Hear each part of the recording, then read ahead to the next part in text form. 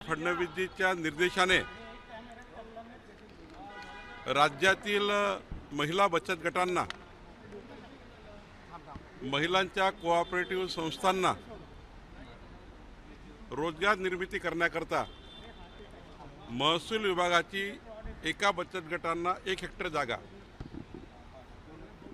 5 वर्षाच्या लीजवर आम्ही देणार आहोत आणि या बचत गटांना 1 लाख रुपयाचं अनुदान डीपीसी किंवा तिथल्या खनिकर्म निधीतून आम्ही देणार आहोत। बचत गटांनी या 1 हेक्टर जागेमध्ये, एक बचत गट 1 हेक्टर जागा, या जागेमध्ये ग्रासलँड डेव्हलपमेंट करायचं आहे, चारा किंवा बांबू लागवड करायची आहे, नेफियर ग्रास लावायचा आहे। आज जर बचत गटाला आम्ही जर 2.5 एकर जागा दिली, 1 हेक्टर जागा दिली एका बचत गटाला, तर यातनं जे उत्पन्न होणार आहे 4-5 लाख रुपये वार्षिक, हे महिला बचत गटाला मिळेल, सरकार घेणार नाही। हे संपूर्ण जो तिथून जो पैसा होईल किंवा त्या चारामधून जो काही पैसा मिळेल तो पैसा बचत गटाला मिळेल। एकंदरीत एका ग्रुपमध्ये 10 महिलांना एका बचत गटामध्ये रोजगार निर्मिती करता मोठा प्रकल्प महसूल खात्याने हाती घेतलेला आहे।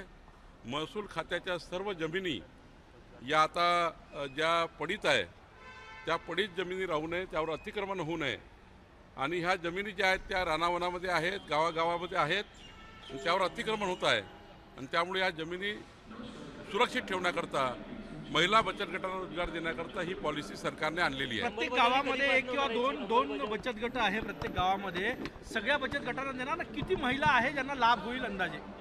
प्रत्येक महिला बचत गटांना 2.5 एकर जागा आम्ही देणार, ज्या ठिकाणी जागा आहे, आणि ही जागा देऊन त्यांना रोजगार निर्मितीचं मोठं साधन आम्ही तयार करून देणार।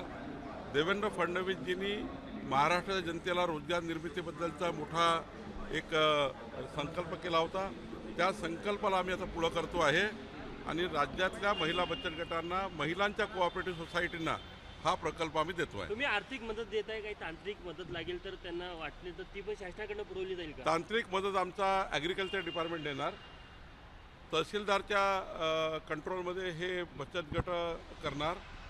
या बचत गटाचं पूर्ण मॉनिटर करण्याकरता तालुकास्तरीय महिला त्याची अध्यक्ष असणाऱ्या समितीची, आणि राहिला निधी ज्याप्रमाणे नागपूर जिल्हा परिषदमध्ये, नागपूर जिल्ह्यामध्ये यावर्षी आम्ही 2200 महिला बचत गटांना 1 लाख रुपये, एका गटांना 1 लाख रुपये दिले आहेत। 22 कोटी रुपये आम्ही महिला बचत गटाला दिले आहेत। काही मायनिंग फाउंडेशनच्या माध्यमातून आम्ही निधी उपलब्ध केला आहे।